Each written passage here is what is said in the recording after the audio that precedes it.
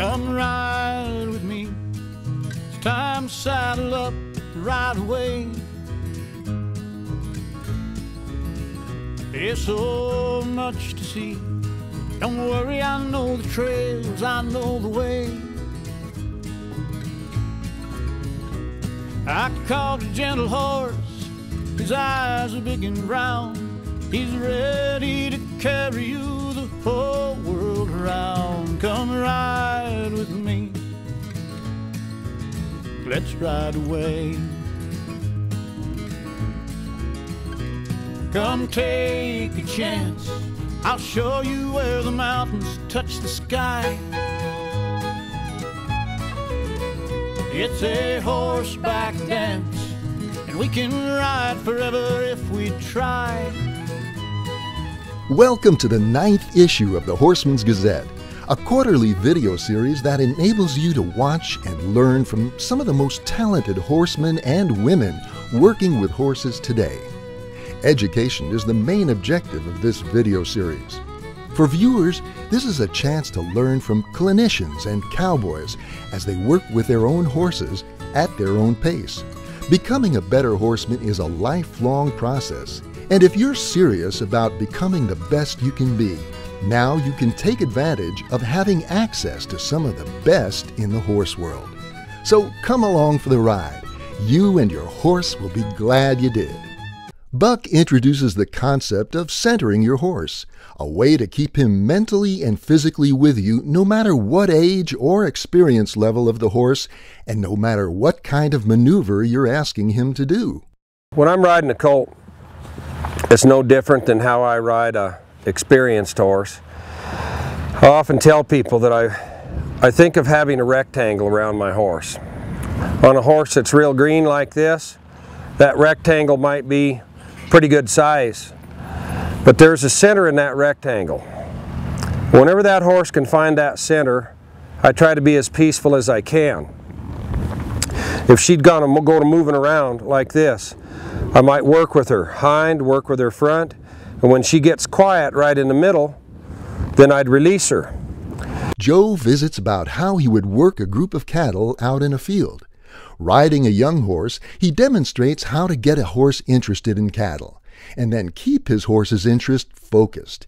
He builds on that to have a positive working experience for a young horse. I'm gonna ride this mare. She's 3-year-old. I've worked the cow 3 times, maybe. I'm not sure.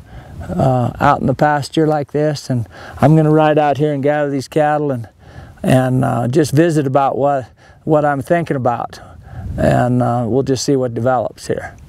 I got these cattle out here, and I want to encourage her to be interested in them, see?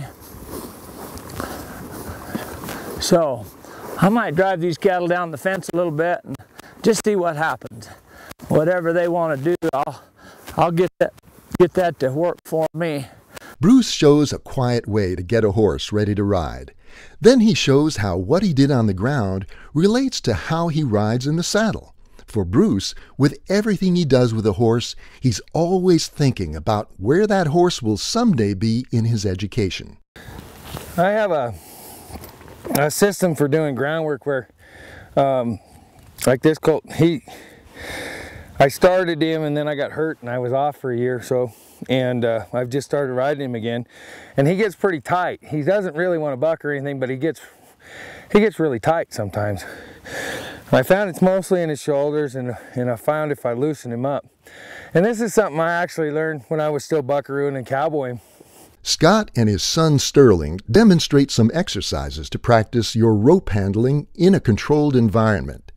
By simulating challenging situations without cattle, you can work your way through them safely and be more prepared for a real emergency.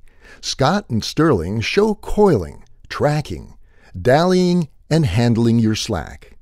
Well, today Sterling and I are going to practice some rope handling skills, and I'm going to try and, because we got a controlled environment here, I'm going to try to maybe get Sterling in a little more predicaments that he might get into in real life situations, and have him work through it. So he's going to have to coil up his rope, and I'm going to be whatever he's got roped, whether it be a yearling or a calf or something, and he's going to have to get short and coil up his rope and handle his slack and things of those sort, and then dally, and then pop his dallies, and then get short again and roll the hindquarter of his horse when he's running rope and things of that sort, and we'll talk through those things as we go here. Wendy gives an efficient evaluation and makes adjustments with a new rider, recapping the concepts from all her previous segments and showing how just a few minor tweaks can make a rider more comfortable, secure, and effective. Hi, I'm Wendy Murdoch, and in the prior issues of the Horseman's Gazette, we looked at the rider's body balance from the feet to the head. Today what we're going to do is recap those lessons with my student Melinda and just go from the bottom to the top. And then we'll proceed with how you use your body when it's in this balanced position to do different exercises that you'd like to do with your horse. Come ride with me. Come ride with me today.